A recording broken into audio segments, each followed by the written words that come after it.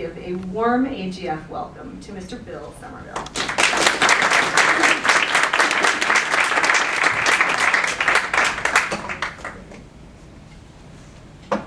Thank you, Lori.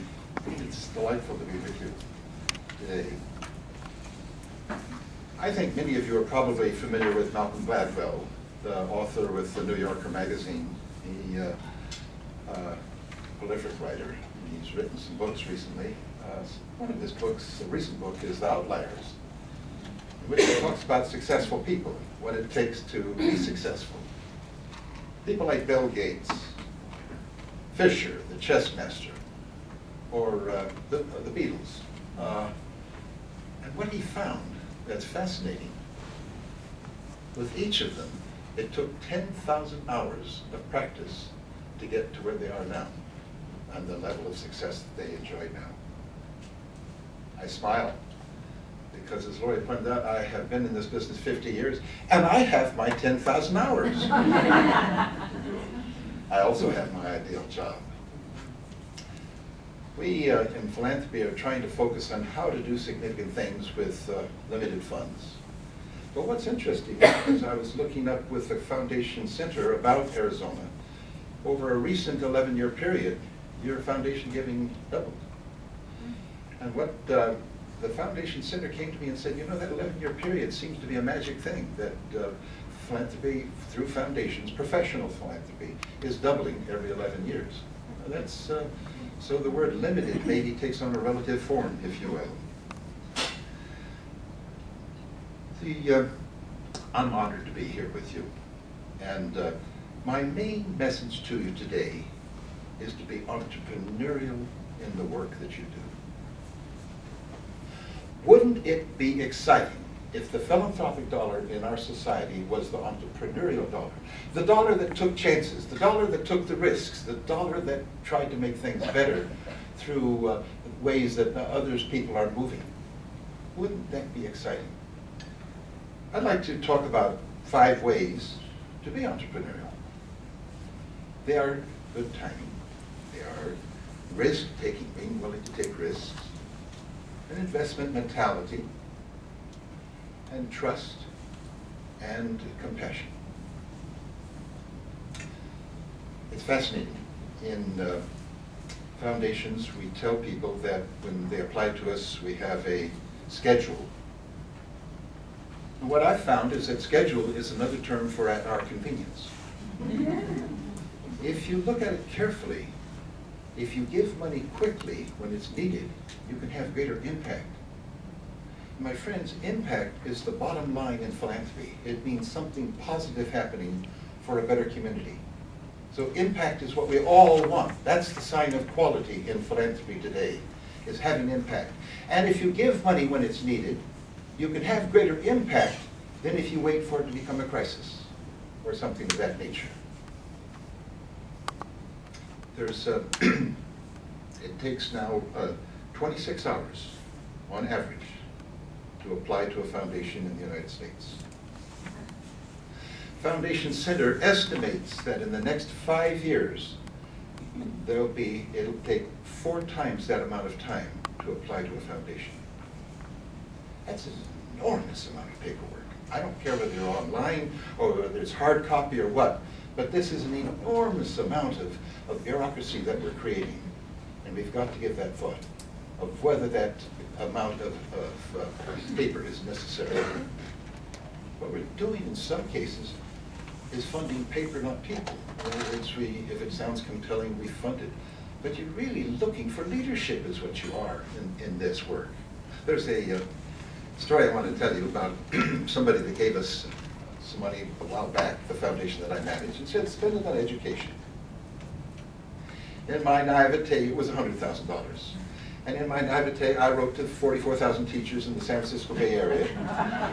And I said, if you would like to have a $500 grant for science equipment, art supplies, after-school program, artists in the classroom, professional training for yourself, or an excursion, just fax me a request on school stationery co-signed by the principal.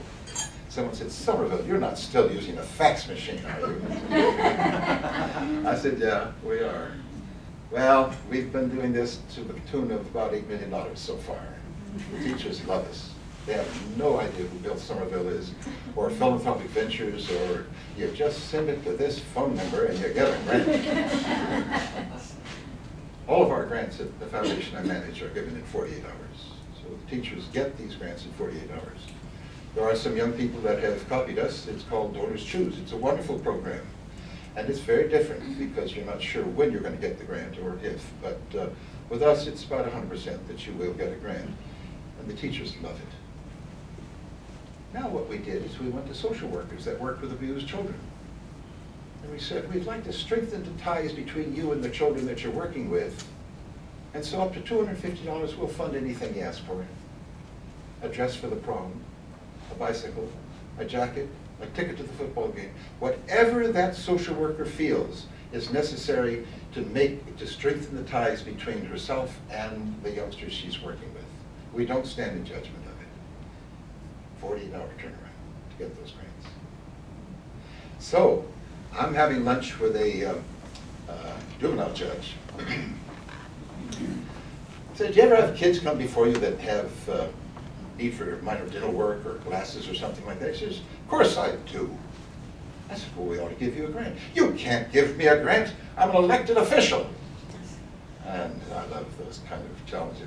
So I said, as of this conversation, I'm setting aside $10,000 for you. And you can call things to my attention, and I'll decide whether to fund it or not.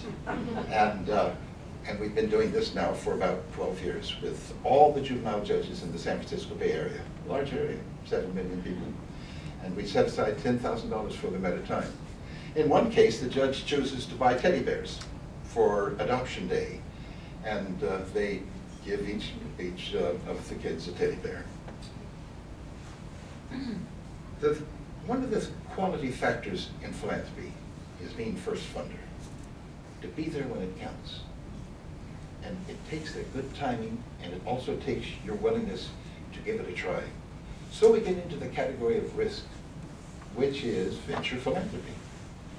It's fascinating about philanthropy, professional philanthropy. It does not like a failure, and it does not like criticism.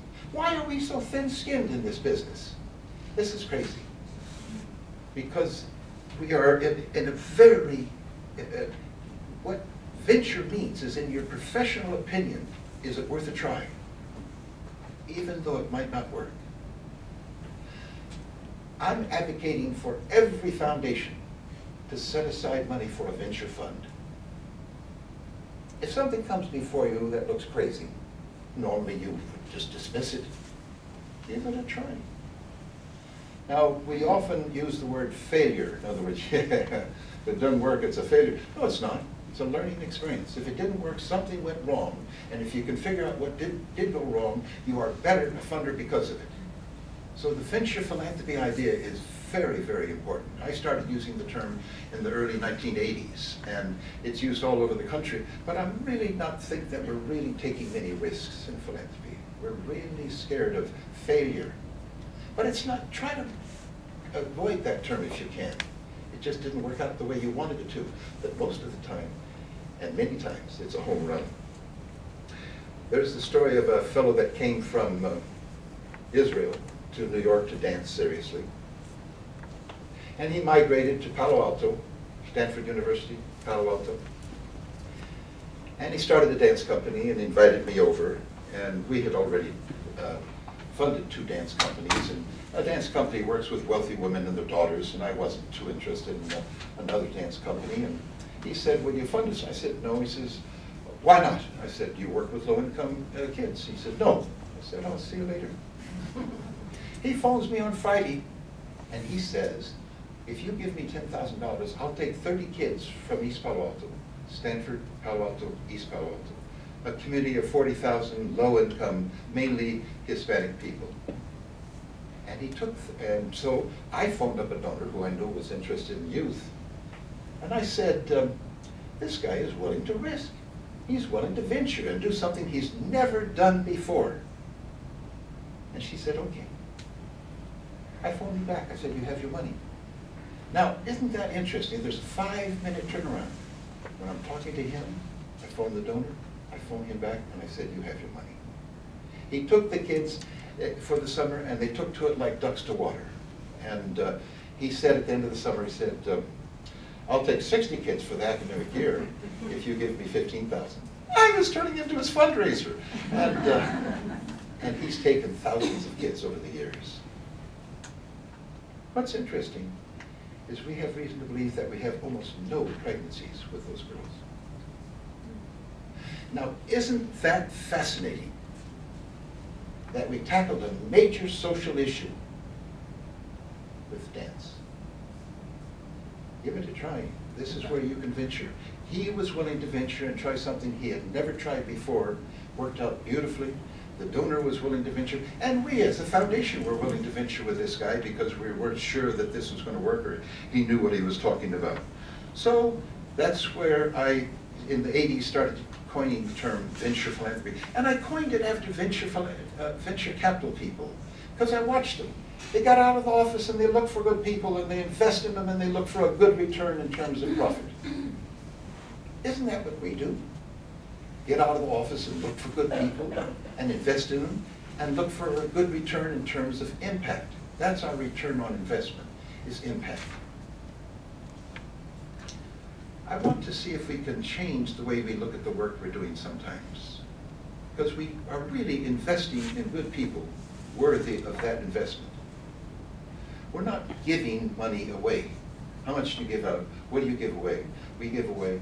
Try to get away from that language, because it creates a cynicism with the public that we can vilify some of these people, just like a venture capital person does. The venture capital person does not fund paper, I guarantee it. They fund leadership. And that's what we should be doing, and hopefully are doing in philanthropy, is funding leadership. Paper is not due diligence. That 26 hours that's going to increase by a factor of 4, we've got to check ourselves, if you will. There's a program in East Palo Alto, you remember I just mentioned it to you, and it's the parents don't speak English many times, and the teachers don't speak Spanish. So I went to a English as a second language program, and I said, do you have any graduates I can have? And I hired 3 women. This is 13 years ago. And I called them parent involvement workers. And their job is to get the parents involved in the education of their children, because we know that parental involvement is vital for children to do well in school. Very important. And so there are 3 of them work at a middle school, and the principal says, Bill, I couldn't run the school without them. Now what's interesting here is that was my initiative. We thought of that idea. And so we caused this program to happen. 2 new terms in philanthropy. Initiative philanthropy, where you can cause something to happen, and causative philanthropy. Are we involved in that in Arizona? I hope so, and I think so. I think that ideas are the best investment you can make in philanthropy. An idea is defined as, what is it you want to have happen, and how are you going to bring it about? But we're so problem-oriented. We're always asking, even in our literature, we say, what is the problem? We're very proud to be problem solvers. But if you look carefully at the American culture, we tend not to relate to something until it is a problem. Isn't that interesting?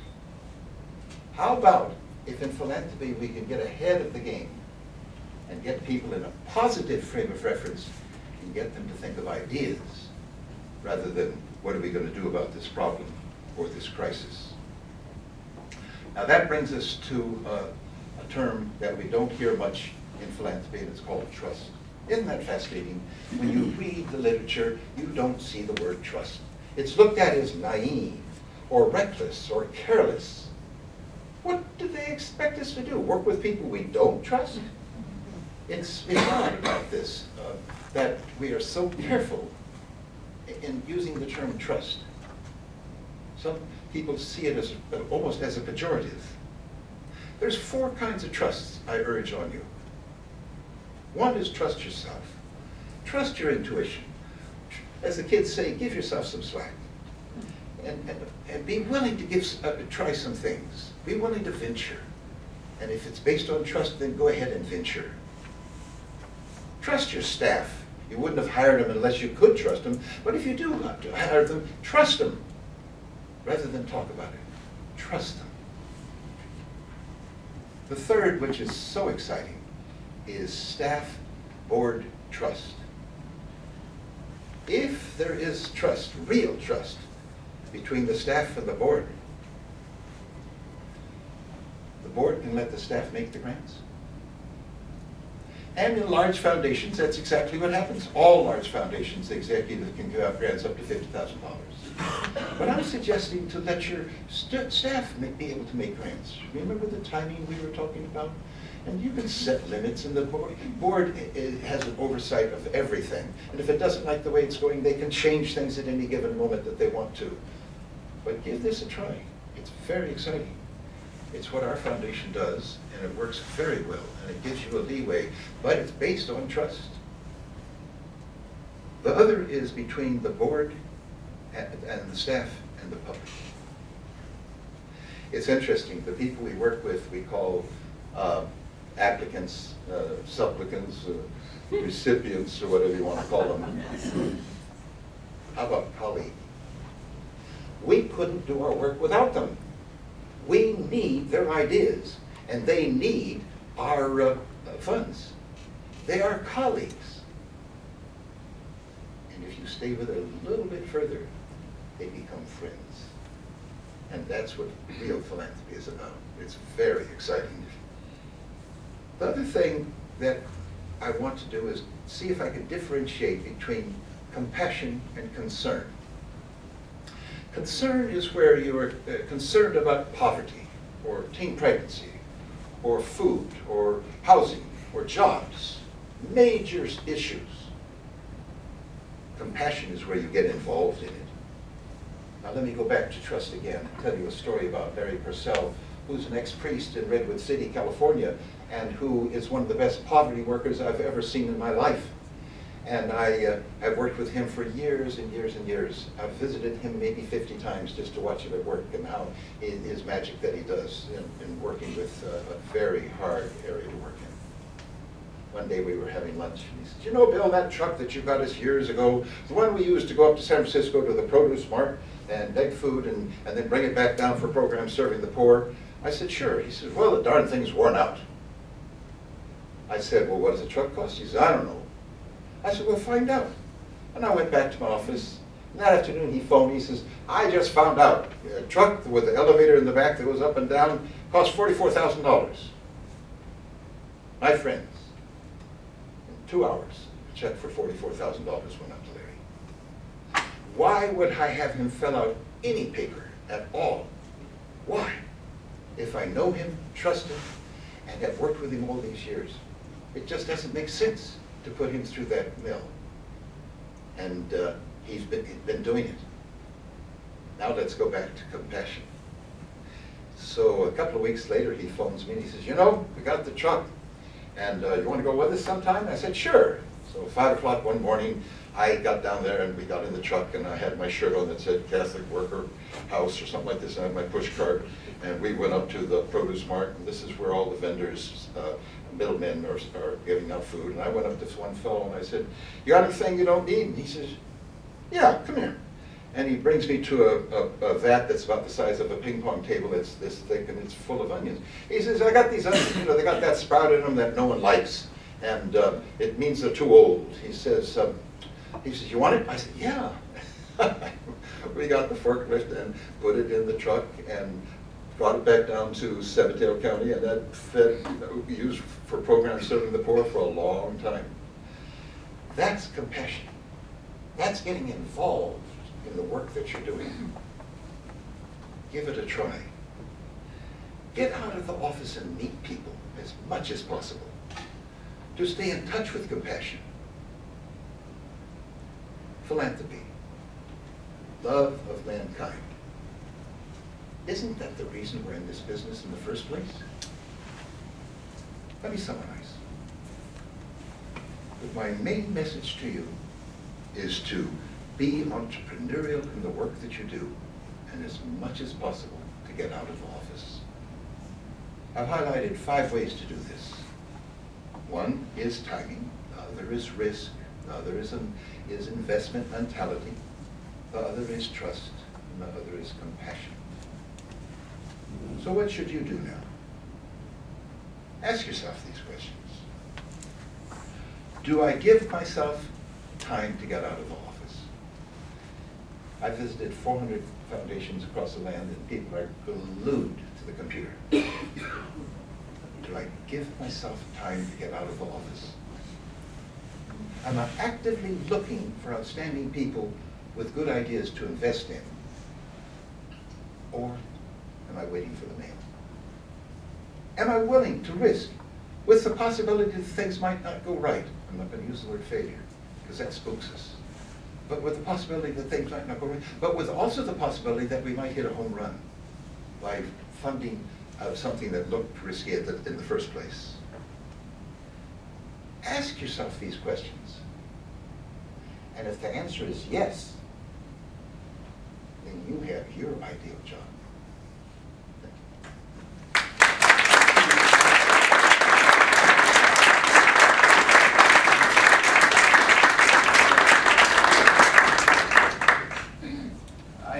There's time for questions if anybody has some. Usually you have to wait. Yes, go ahead. First question is, how do you know that you can trust somebody? If you're entering a new field or something, what do you use as your barometers to be able to trust someone? Well, partly you look into their background and you look to see what they've done before, and you talk to people who have known them, and so you can start to get a field of vision for this person and who they are. The other is your own intuition. Trust your intuition. I trust mine very much. And that might be part of the risk, part of the venture, is that I don't have all of the facts that I would like to have, but I'm willing to venture with this person. And that's rather exciting when you can do that. I'm not sure whether that answers your... Yeah, it's a good start. Okay. Yes? You sound like a singular funder, or you allow the people in your office to make grants. What happens if you have a group that you want to make the decision and you don't have the paperwork?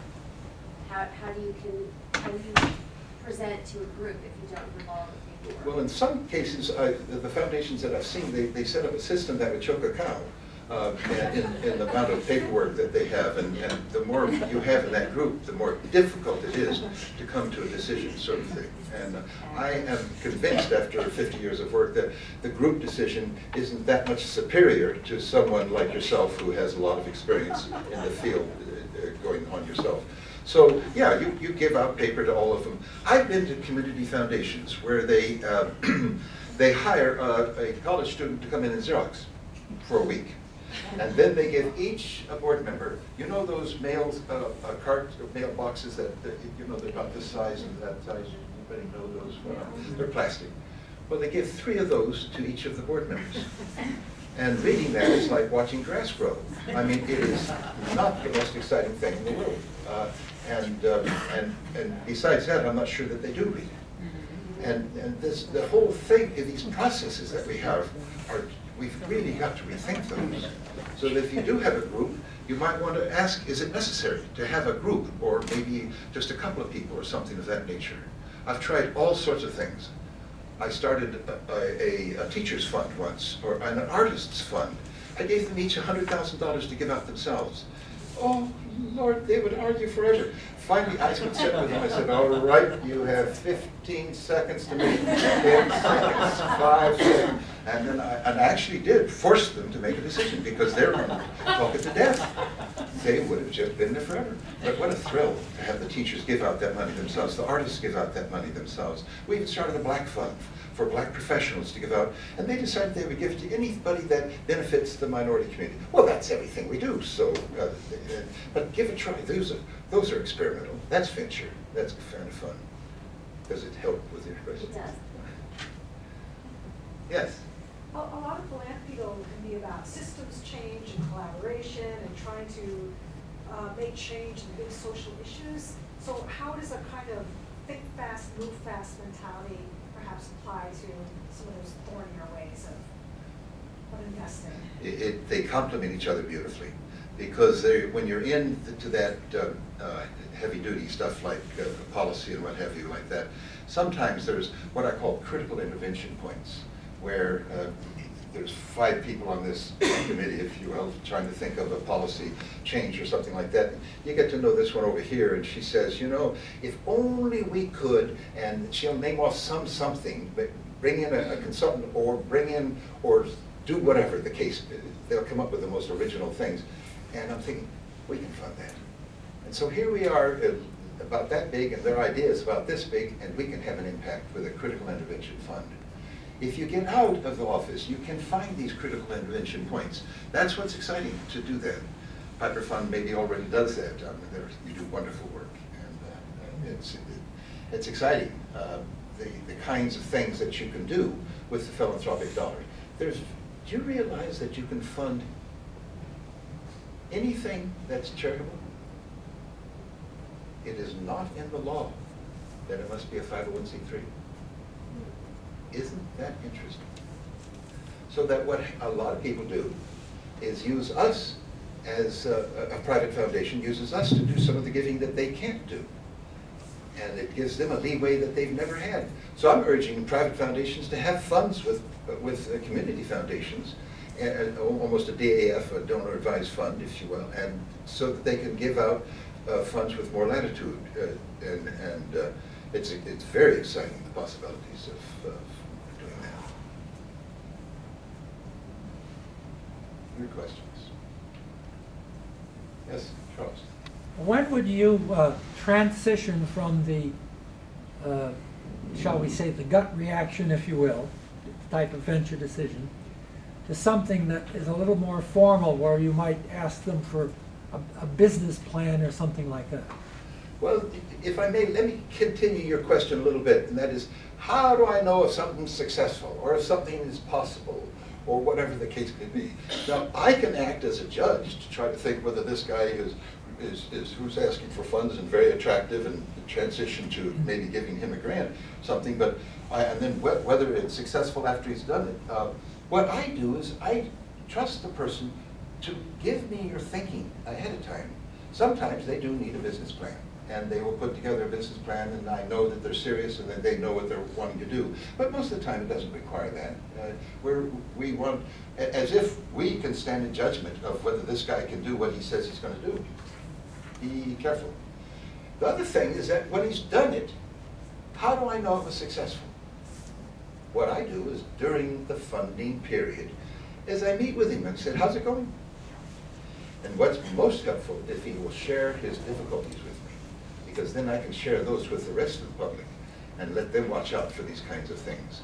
But if he will share how things are going, if all he says is just perfect, everything perfect, then that's just buttering you up, and I don't care about that, and that doesn't help me at all.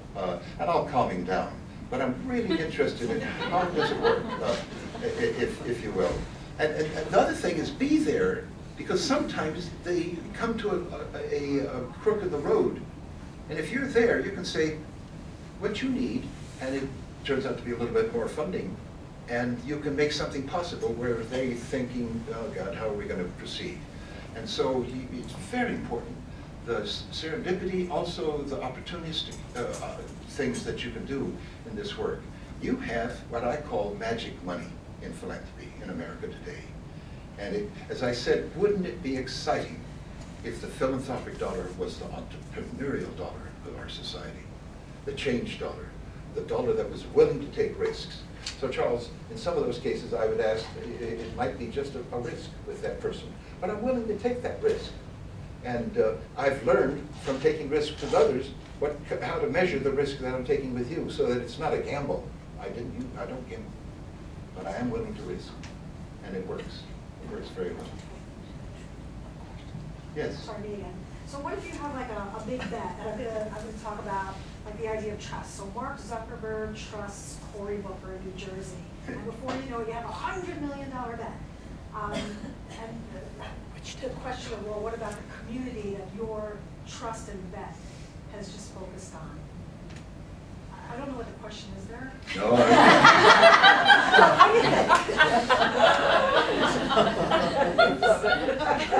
I was in New Jersey last week speaking to their council on foundations, and Yeah, it's like your ideal, like no one, steroids. no one brought that up. But there is trust and there's naivete, and there is also politics. And Cory Booker is a very persuasive person. And as I understand it, they were standing in line for dinner, and he was with Zuckerberg and talked to him and talked him into it. Now, whether that has moved Zuckerberg, I'm not sure.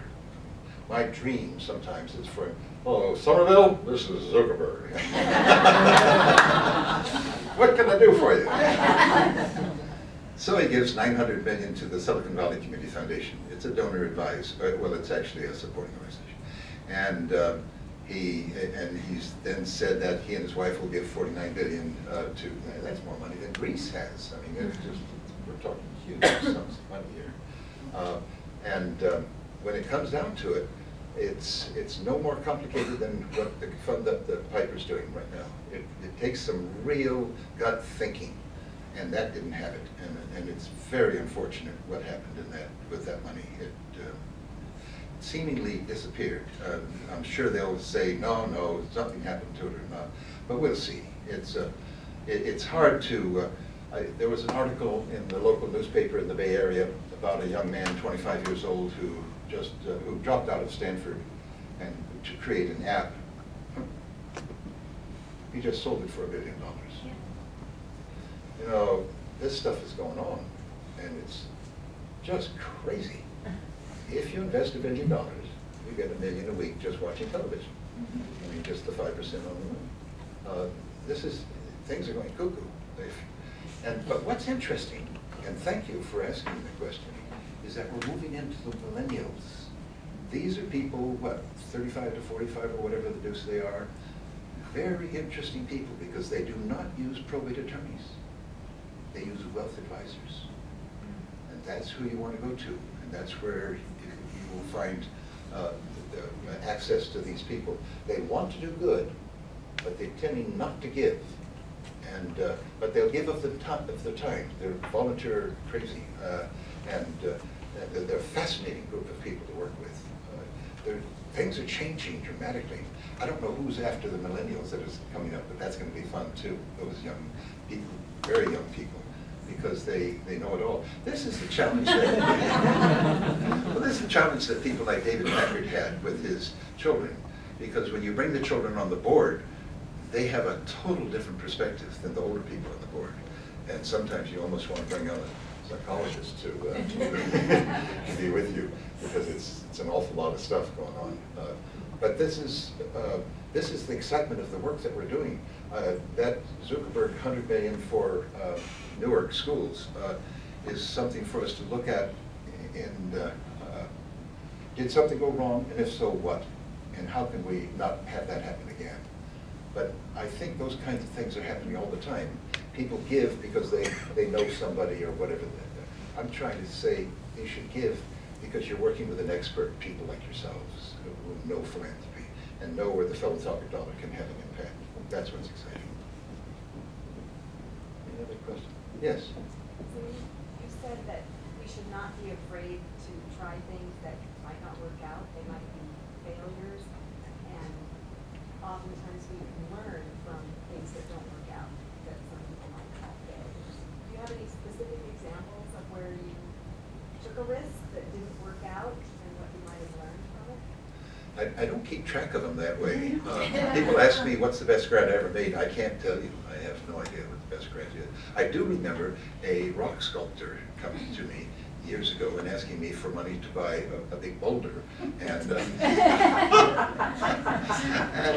he was so pleased that we gave him the money that he says, I'm going to bring one to you. And I don't really need a boulder in my yard. No, where do you want me to put it? But what happened is, when all that settled down, he didn't do what he said he was going to do. And I said, really, you ought to give the money back. But the guy was as poor as a church mouse and had already spent it for something else. But you learn about that. Now, what would I do next time? Next time with somebody like that, I would probably fund him piecemeal. And sure enough, we did do that with another sculpture. We funded piecemeal. You can work out something right off the bat, but how do you prevent these things from going wrong? If I can answer that, I'd get a Nobel Peace, but that's the 64 question. How do you prevent things going wrong? But it's, you guys are doing a good job in Arizona. We admire you for your work, and I admire you. And thank you for letting me